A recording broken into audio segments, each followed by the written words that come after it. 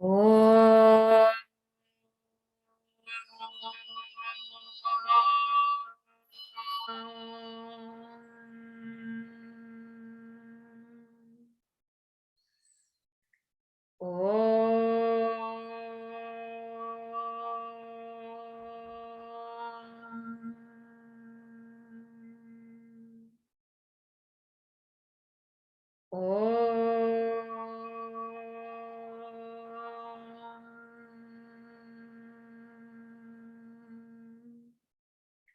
Om Sahana Bhavatu Sahanau Bhunaktu Saha Viryam Karavavahai Tejasvinavadhitamastu ma vidvishavahai. Om Shante Shante Shante. Vakratunda Mahakaya Suryakoti Samaprabha Nirvignam Kuru Me Deva Sarvakaryeshu Sarvada. Saraswati Namastubhyam Varade Kamarupini Vidyarambham Karishyami Siddhir Bhavatu Me Sada. Samasta Janakalyane Niratam Karunamayam Namami Chinmayam Devam Satgurum Brahma Vidvaram Mukam Karoti Vachalam Pangum Langhayate Girim Yat Kripatamaham Vande Paramananda Madhavam Paramananda Madhavam. We seek Bhagavan's grace, Puja Gurudev's blessings, the entire Guru Parampara, their blessings as we start chapter 3, Karma Yoga. We will get right on to chanting the first verse, and then I will give you the context of why Arjuna is asking this particular question. So please repeat after me. Om Shri Paramatmane Namaha. Om Shri Paramatmane Namaha. Atha Tritiyodhyayaha. Atha Tritiyodhyayaha. Karma Yogaha. Karma Yogaha. Arjuna Uvacha.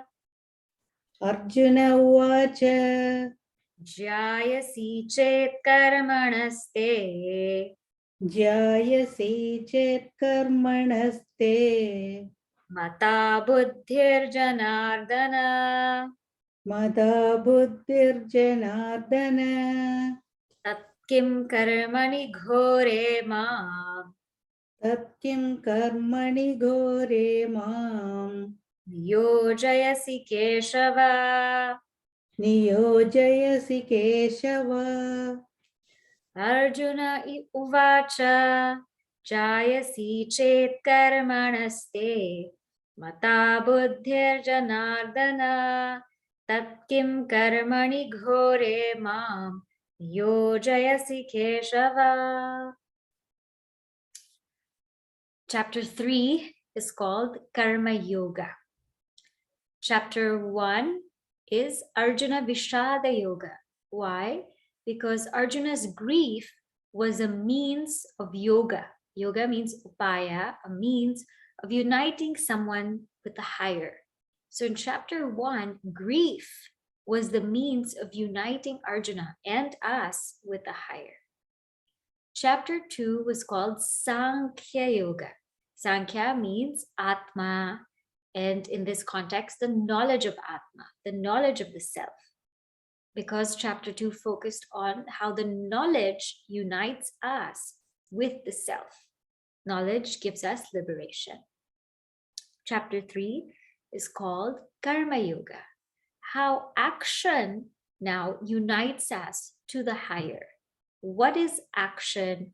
What role does it play? Why should we perform action? In what way should we perform it?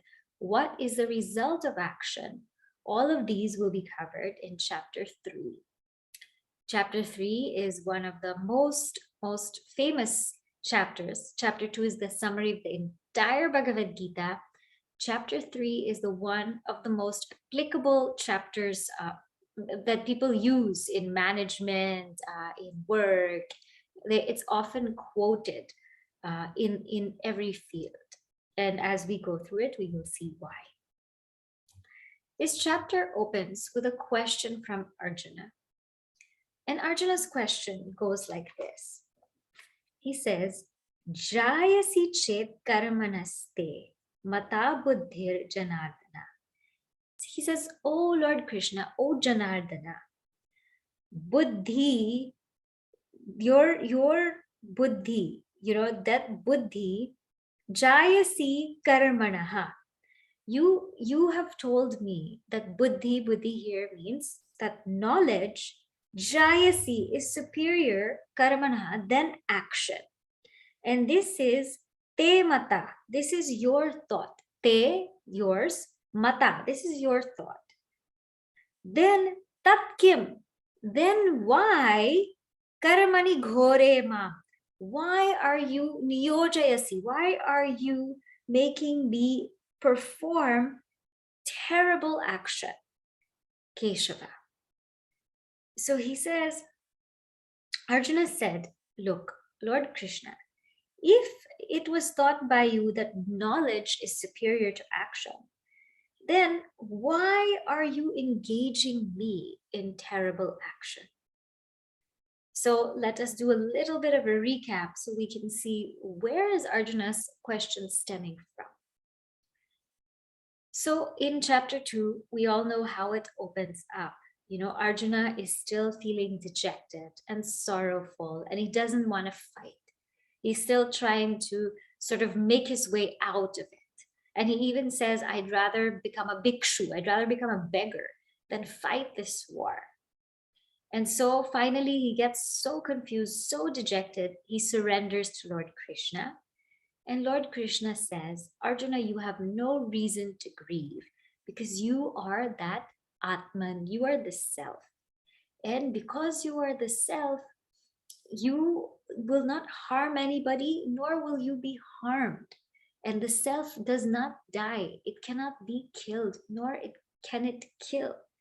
And your problem here is not that you want to harm others or not harm others. Your problem here is delusion, right? It's not a question of harming others because you're a soldier, you're kshatriya, your dharma is to protect people from injustice. And you have fought many battles before. You have never had a problem. But your problem here is delusion. Your problem is I'm fighting my teachers. I'm fighting my people. That's your problem. But when you understand your real identity, which is the self, then you have no issues performing any duty whatsoever because it has to be done. So that's your problem, Arjuna. So know who you are. When you have clarity of the self, then we have clarity of our roles and duties in life. And Arjuna listens to it, but he's still not, he's still not there yet. He's still not getting it. So Lord Krishna gives him more and more reasons to fight the war. He says, even from your swadharma standpoint, you must fight it. Even from the worldly standpoint, you must fight it. And then Lord Krishna goes on to tell him about karma and karma yoga. You must fight the war and in the attitude of karma yoga. Karmani eva adhikaraste. You are qualified to do karma. Do your best and let go. And when you perform your action, samatvam yoga uchyate, be equanimous. And the glory of karma yoga is that yoga karma sukoshalam. Karma yoga enables us to perform action without getting bound further. It actually purifies us. So Lord Krishna says, you do engage in this war. Do your duty because you are the self. You are Atman in reality. Nothing can touch you. This is just a role given to you right now. So you perform it and perform it in the attitude of karma yoga. And this way you will be purified. And once you're purified from Karma Yoga, you are now ready for Jnana Yoga, or what we saw as Sankhya Yoga. You're ready for the yoga of knowledge. And this yoga of knowledge will grant you liberation. Knowledge will grant you liberation. And when Lord Krishna makes this statement that, knowledge will grant us liberation, Arjuna becomes so curious in that he says, what is a liberated person like? How does a liberated person live? And so we saw the famous Sthita Prajna Lakshana. And these are from verses 54 to 72. And so we saw these famous verses, Sthita Prajna Lakshana, the person of steady wisdom, how they behave in this world, how they act, how they walk, how they speak, how they carry themselves. And so Arjuna was listening to this Sthita Prajna Lakshana, and he got very excited. He said, wow, if knowledge grants liberation, and if a liberated person lives like this, I want to live like this. How does a liberated person live? We saw that a liberated person is desireless, has no desire for the world, is absolutely content with themselves, in themselves. We saw a person who's liberated while living is very equanimous, not swayed by the ups and downs of life, not moved about here and there. And we saw that they have control and mastery over their mind and over their senses. They're very disciplined.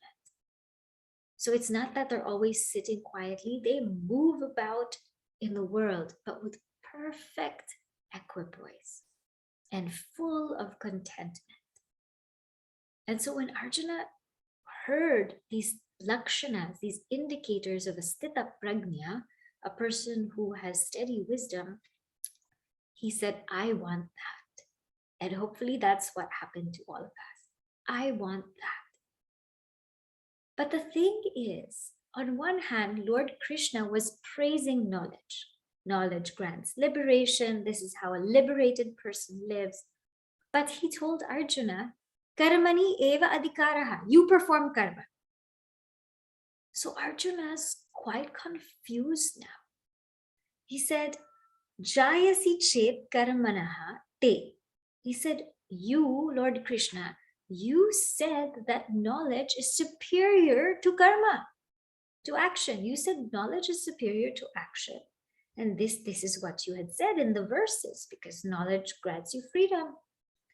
Then why are you making me do karma? You praise the whole thing. You praise Jnana Yoga like anything. And then you say, Arjuna, now go into action. Go into the field and act. So it's like almost Lord Krishna shows Arjuna this beautiful stage. And he shows Arjuna this golden throne. And he says, look at this golden throne. It's so beautiful. It's so amazing. Anyone who sits here will have rule over everything. And here's a wooden chair. Now, Arjuna, sit on the wooden chair.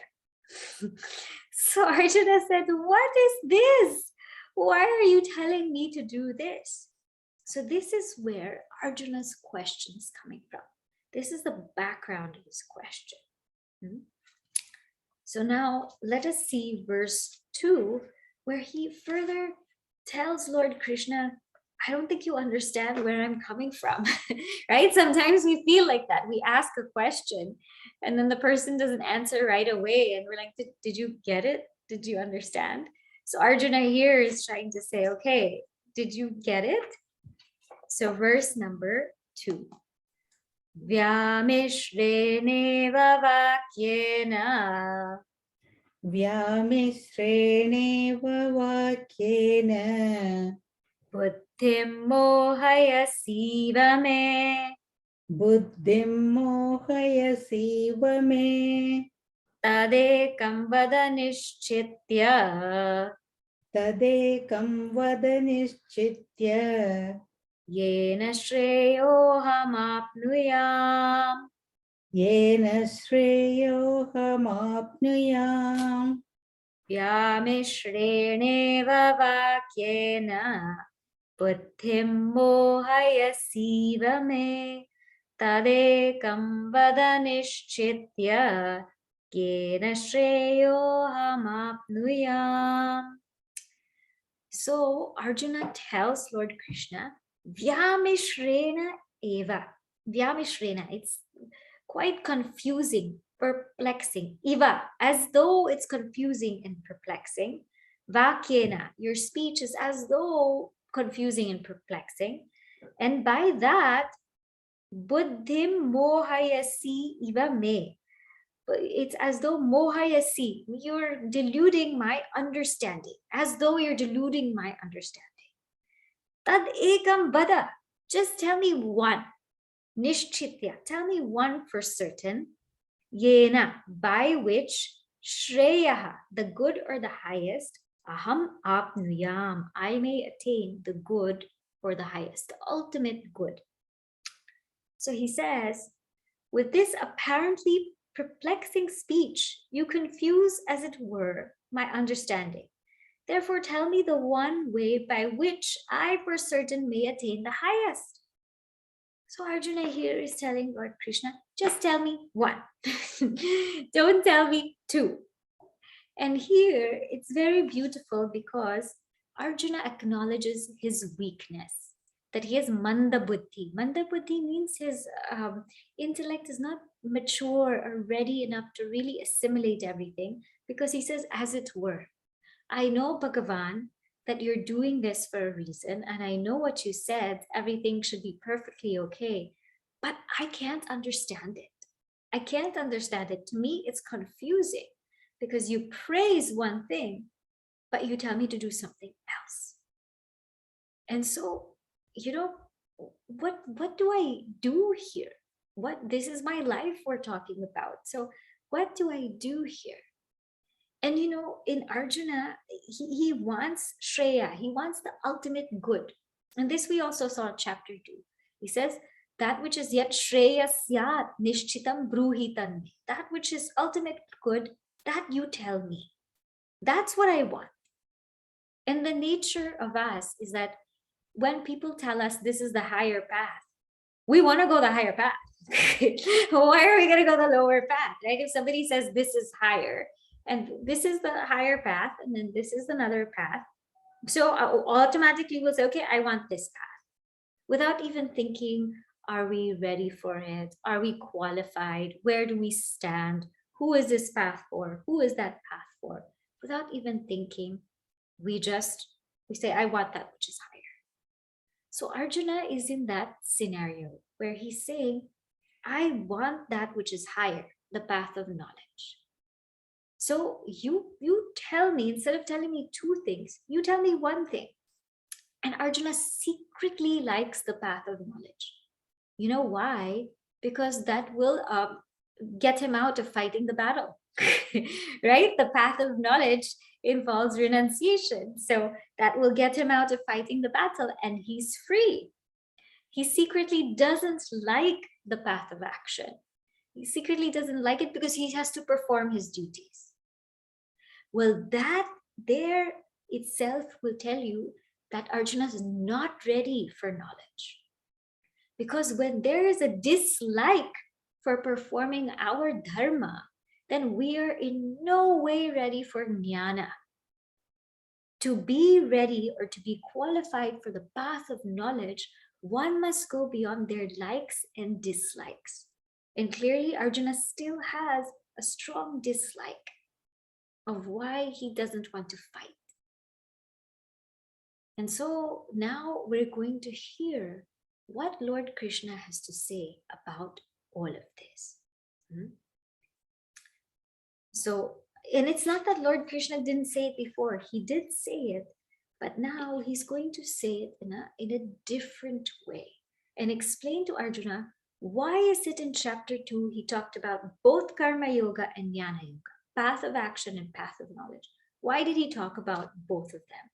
Are they really two things? Are they one thing? And who is the path of action for? Who is the path of knowledge for? So all this clarity we get in verse number 3.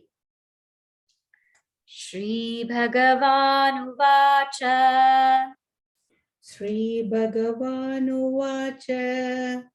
लोकेऽस्मिन् द्विविधा निष्ठा लोकेऽस्मिन् द्विविधा निष्ठा पुरा प्रोक्ता मया नघ पुरा प्रोक्ता मया नघ ज्ञानयोगेन साङ्ख्यानाम् ज्ञानयोगेन साङ्ख्यानाम् कर्मयोगेन योगिनाम् कर्मयोगेन योगिनाम् श्रीभगवानुवाच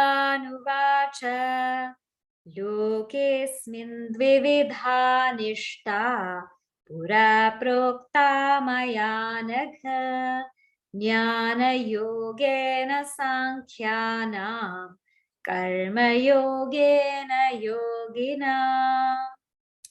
So now Lord Krishna addresses Arjuna. And this is the beauty of our Shastra. The beauty of our Shastra is that there's dialogue and discussion, and this is encouraged. So imagine if Arjuna didn't ask this question, we would all stop at chapter 2. How we would miss the rest of the beautiful Gita. So this is one of the beautiful traditions in Sanatana Dharma that the student is encouraged to ask. But Arjuna does so in a very humble way. Lord Krishna says, Loke asmin, in this world, dvividha nishtha, there's a twofold path. Dvividha, twofold, nishtha, path. Pura prokta maya. Pura, previously prokta, said by me, maya. In the where did he say this? In the introduction.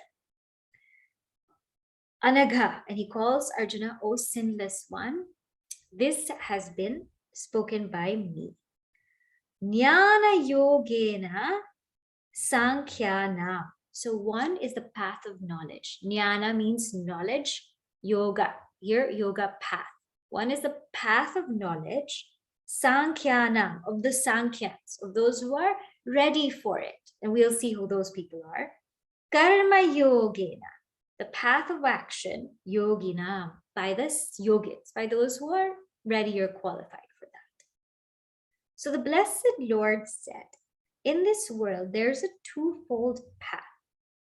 As I said before, O sinless one, the path of knowledge of the Sankhyans and the path of action of the yogins. So now let us see this. How does Vedanta work? So this is a really important part of Vedanta.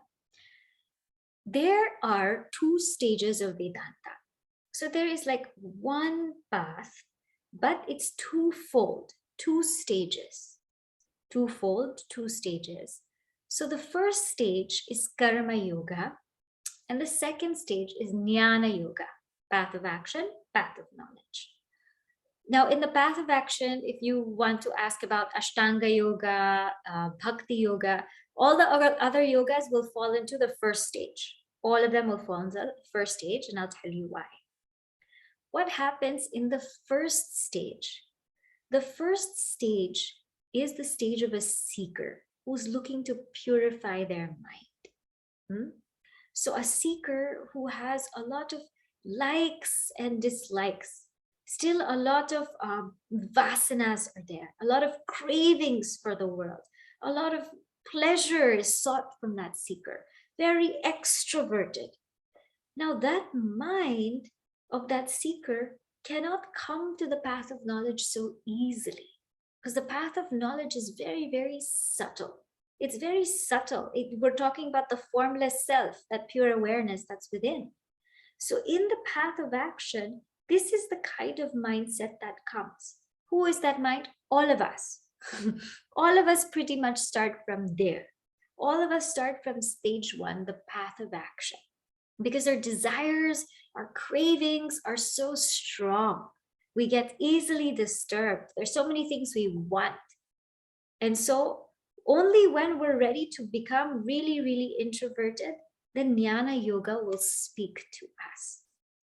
Yes, we might attend discourses and we might study, and that's very wonderful. We may do that.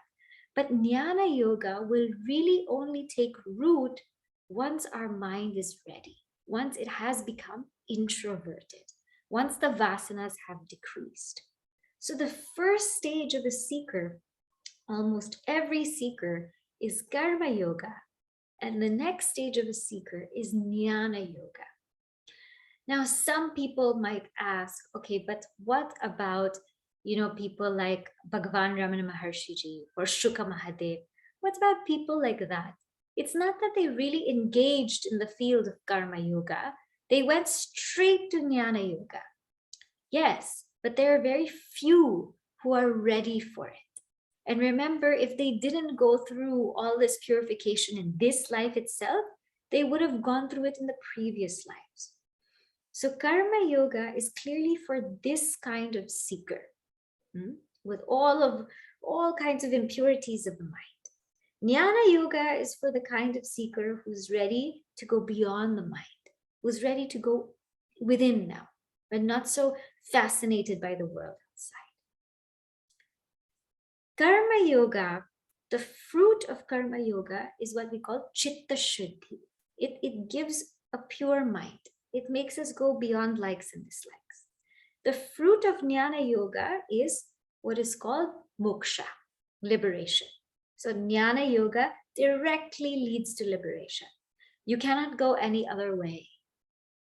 If Bhakti Yoga has to come to liberation, it has to go through Jnana only. If Ashtanga Yoga has to go through liberation, it has to go through Jnana only. So you have to go this way. In Karma Yoga, it engages us to do, to perform. In Jnana Yoga, it tells us to inquire, to question, to think.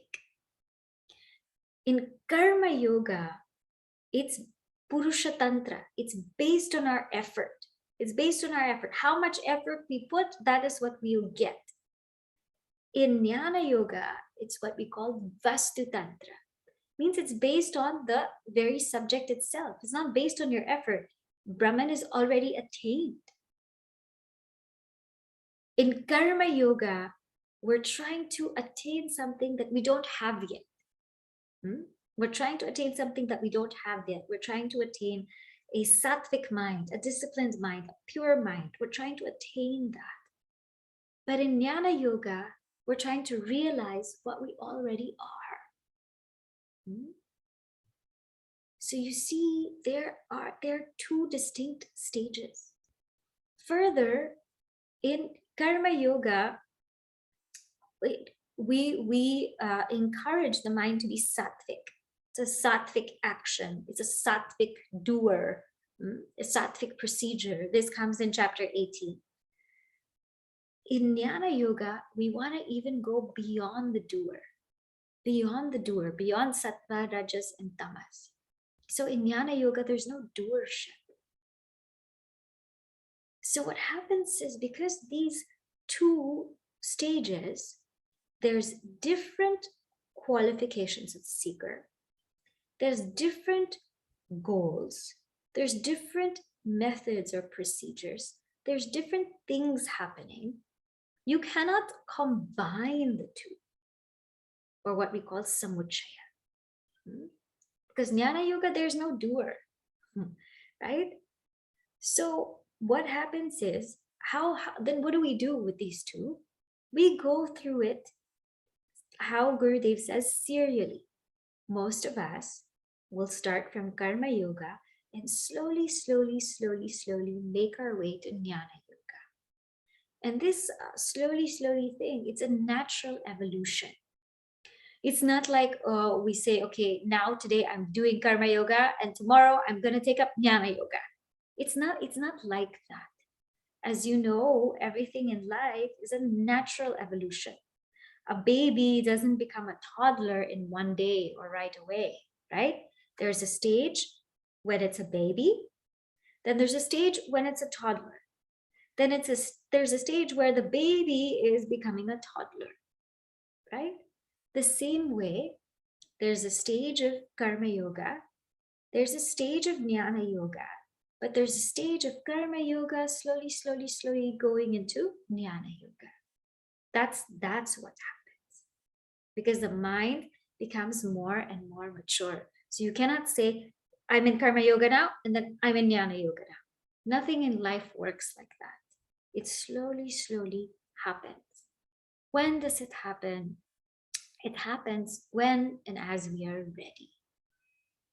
So therefore, he tells Arjuna, this is what it is. And if you see also, that's why our Vedas are like that, right? There's the Karma Kanda and there's the Jnana Kanda. There's the section of action, there's a section of knowledge. Because slowly, that action is meant to take us to knowledge. So if we understand this very clearly, then everything is understood. Our scriptures are understood, the two stages of the path are understood, the seekers are understood, all things are understood. So whenever we talk about karma yoga, bhakti yoga, ashtanga yoga, they're all preparation. And when we talk about jnana yoga, that's the direct path to liberation. And we will see why. We will see why also. So this is what he tells Arjuna. So it's not that Arjuna, I'm not trying to confuse you, Lord Krishna is saying. Lord Krishna is telling Arjuna, I want you to have the best. I want you to have the knowledge of the self, because I want you to realize the self here and now. Don't you remember what I said in verse 72? That is, as I said, that this sthiti, this state of Brahmanhood, of the sthita prajna, stitvasyam antakale api, even if one attains it at the end of the life, Brahma nirvanam richati, one attains, or one is ever abiding in that Brahman, one ever lives or revels in that bliss. So clearly Arjuna didn't get it. So that's why Lord Krishna says, even if you get it at the end of your life, you will still revel in that bliss. So Lord Krishna's hope for Arjuna and for all of us is to get this, But he says, Arjuna, right now, your mind is not qualified for knowledge. It's not. Because the seeker of knowledge is one who has gone beyond their likes and dislikes, one who has mastery over their senses, one who's really disciplined. That person, the one whose mind is introverted, that person can really take in the knowledge. Right now, your mind is not equipped for that. It's not equipped. So therefore, that is why I told you, engage in action, perform karma, so slowly you can be prepared to come and absorb jnana.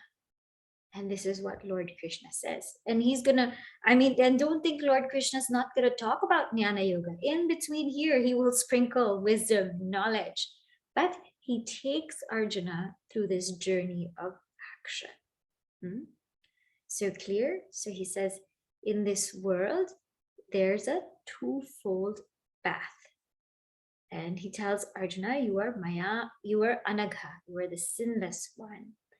There's Jnana Yoga, Sankhya, those who are ready for this Jnana Yoga, and Karma Yoga, Yogina, for those who are ready or who are qualified for Karma Yoga, that's their path. If we want to see an example, like in daily life, it's like somebody wants to go to med school, right? Somebody wants to be a doctor. So what do you have to do? You have to get you have to take an entrance exam to get into medical school, right? Medical college, you have to take an entrance exam.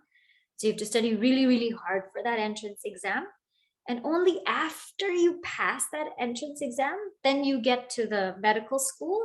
And when you go through the medical school, when you graduate, then you're qualified to be a doctor. You can be a doctor. Like that, in spirituality, our entrance exam is Karma Yoga. We have to go through this entrance exam of Karma Yoga. You have to pass it. And then we come to the school of Jnana Yoga. And once that Jnana Yoga has been absorbed and assimilated, then we can graduate to be the Sthita Prajna, whom Arjuna is thinking about, you're dreaming about. This is how this system works. And this is Lord Krishna trying to guide Arjuna. And in here also you can see the beauty of having a teacher, because the Shastra can say so many things, but the idea of having a guide, a teacher who knows your mind, like how Sri Krishna knows Arjuna's mind, is so beautiful because he can guide him along the way.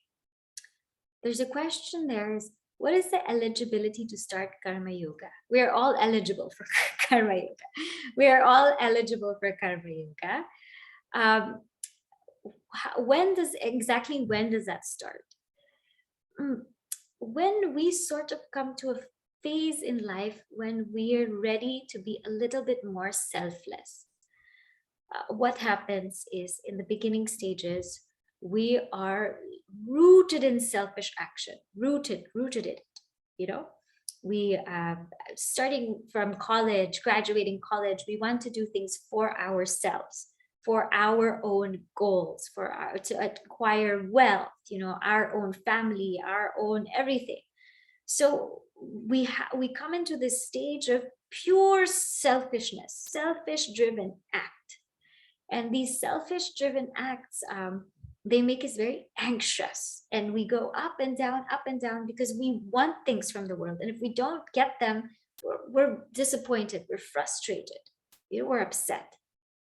So this realm of selfish action takes its own course in all of our lives. In all of our lives, we all go through it. Some of us are still going through it. Slowly, when one is sick and tired of these selfish actions, and they feel like one's going nowhere, I'm not getting fulfilled, I'm not getting happiness, let me see if I can do something deeper in my life. Let me see if I can make more of an impact. Let me see if I can really reach out and touch people. Let me see if I can do that. Then one is coming to Karma Yoga. This is one way. Another way, don't think Karma Yoga is just these, volunteer acts or charitable acts. Karma Yoga is also our very own duty at home. Charity begins at home. Dharma begins at home. So there will be a time in our lives where we are not even interested in performing our duties. We don't even want to perform our duties. We are just trying to escape them. Escape, because I just don't want to deal with it. So we find ways to escape it. We are upset about it. We don't like how other people are responding to us. All kinds of things will go in our minds. But slowly, when we become alert and awake to our dharma and say, this is my dharma. As a mother, as a father, as a wife, husband, parent, as a child, this is my dharma. And when we start performing our dharmas without expectation, I'm saying that again, without expectation, because all we want is to just have that purity of mind. We want to grow as spiritual seekers. So when we start performing that karma in the spirit of Karma Yoga, then we come into that path. So it's this shift from utter selfishness. We slowly come to be a little bit more mindful that we need to purify, we need to grow. We stop wanting to change other people, stop complaining about why this person's doing that, why that person's doing this. Just focus on our own dharma and do it because we really want to grow. This person is qualified for Karma Yoga. I would hope that all of us have somewhat reached a little bit of this stage, and so that slowly we can make our way to really become Nishta, stable and steady in Jnana Yoga. And if that attitude's still not there, Lord Krishna is going to go through it. He's going to go through all of these things that we go through when we perform day-to-day actions. And that's the beauty of the Gita. Even if it's thousands of years old, everything that Lord Krishna is saying still speaks to our hearts. That shows timelessness. Now, Arjuna, he heard this. He heard Lord Krishna, but he has a follow-up question. And his follow-up question is beautiful. And Lord Krishna's answer is so beautiful also. Arjuna's question is, I heard somewhere that moksha is liberation. And I heard that liberation means actionlessness. Actionlessness means not doing anything. I heard that that's liberation, because it seems that a lot of those who are liberated while living, they're not really doing anything. It seems like they're still. So what is that? Why can't I just be actionless? So Lord Krishna gives him a very, very beautiful response. We are going to come to verse number 4 now. Na karmana manarambhat. Na karmana manarambhat. Naishkarmyam purushoshnute. Naishkarmyam purushoshnute. Na cha sannyasana deva. Na cha sannyasana deva. Siddhim samadhigacchati. Siddhim samadhigacchati. Na karmana manarambhat. Naishkarmyam purushoshnute. Na cha sannyasana deva. Siddhim samadhigacchati.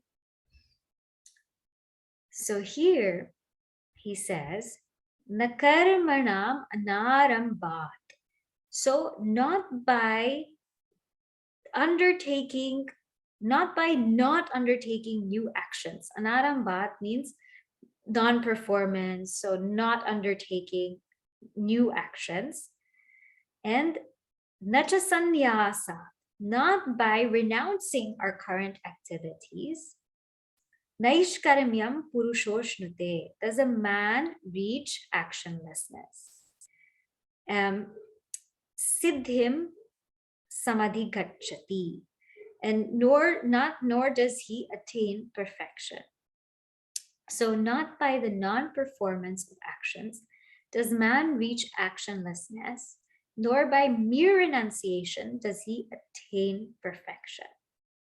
So first let's look at this one word. We just focus on this one word called naishkarmya. Okay, so here the key word in verse number 4 is naishkarmya.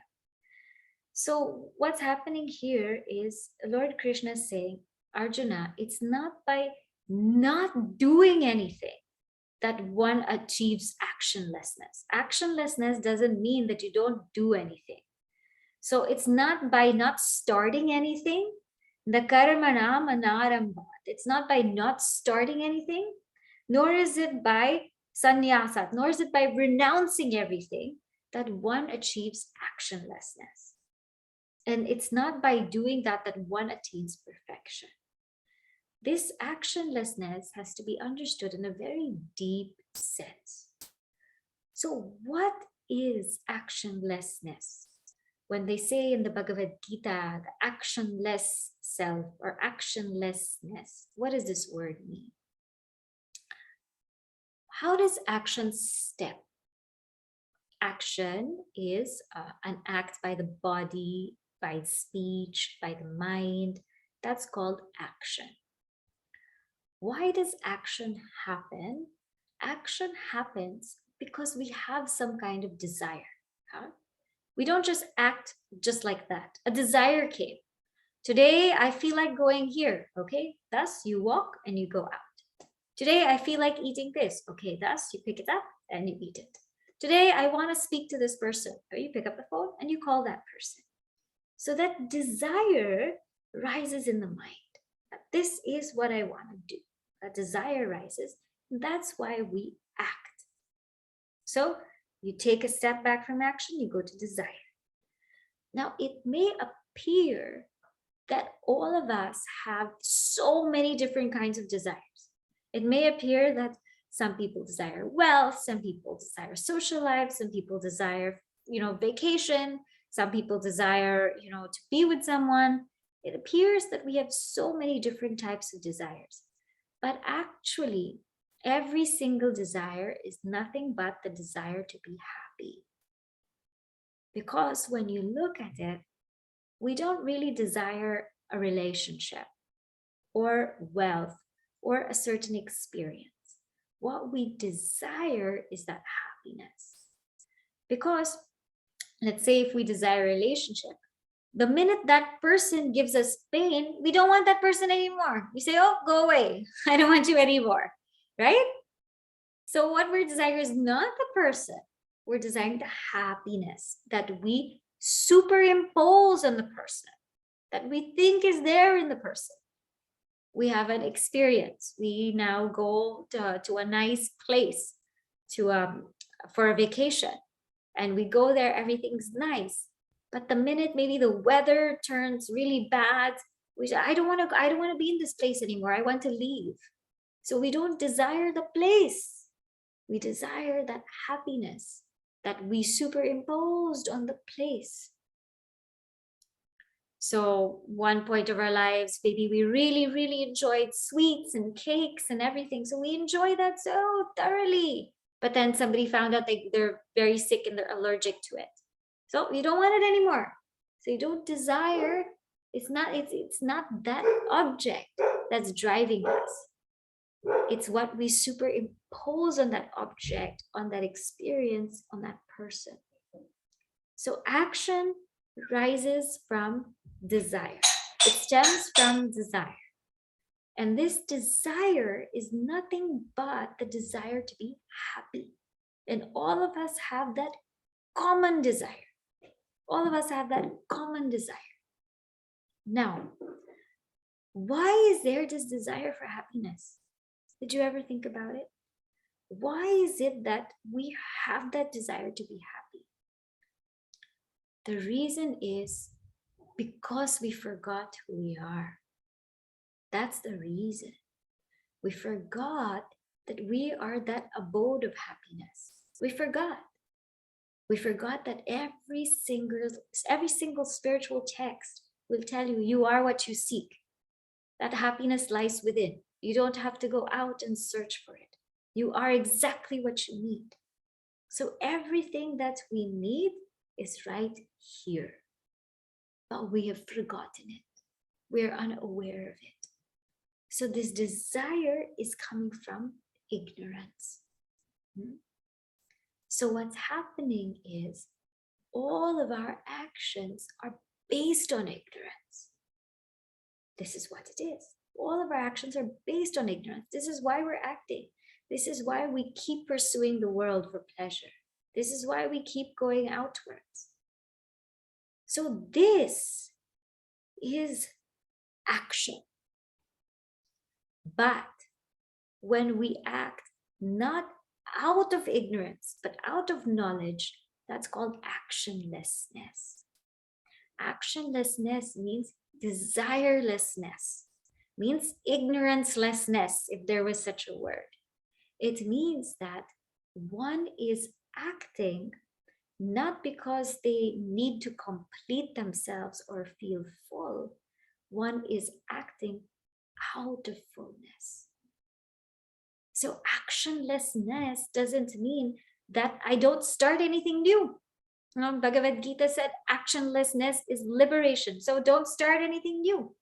Actionlessness doesn't mean that I renounce everything that I have in my house. I renounce and I just want to sit still. That's not actionlessness. Actionlessness means I act, but knowing I'm not the one acting, right? And it's not out of ignorance. It's out of knowledge. And therefore, this word naishkarmya, actionlessness, actually means abidance in self-knowledge. Because one has that knowledge, one is acting out of that knowledge. So we don't have to renounce everything. Arjuna has this Lord Krishna is saying this because Arjuna has this crazy idea that he has to give everything up, stop everything, and then he will achieve moksha. But that is not true. And so many people have failed in this path because they think this. They think that they want to realize the self, so they're going to give everything up. When we do things without maturity, we all suffer. We all suffer because we realize the mind is not ready to do it. And so he says, it's not by not performing actions. It's not by renouncing actions does one attain perfection.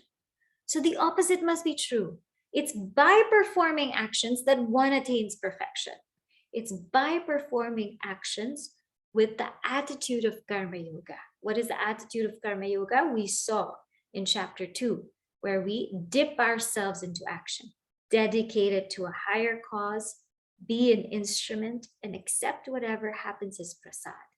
By performing action, we become mature. In the attitude of Karma Yoga, we become mature.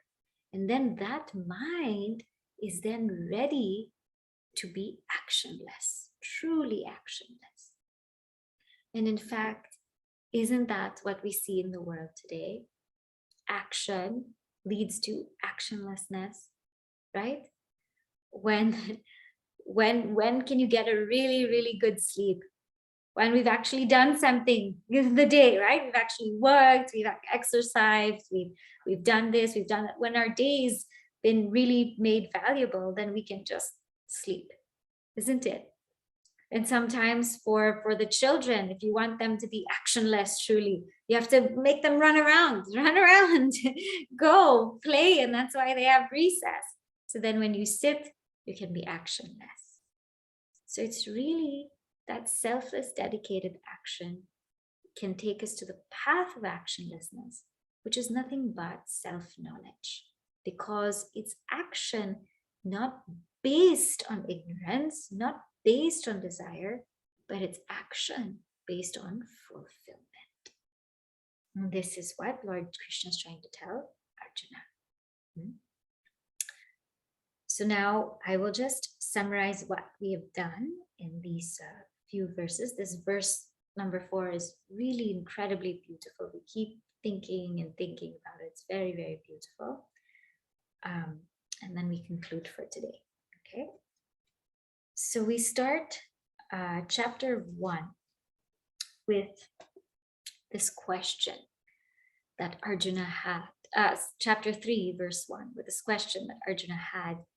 Oh, Lord Krishna, you've been really praising Jnana Yoga.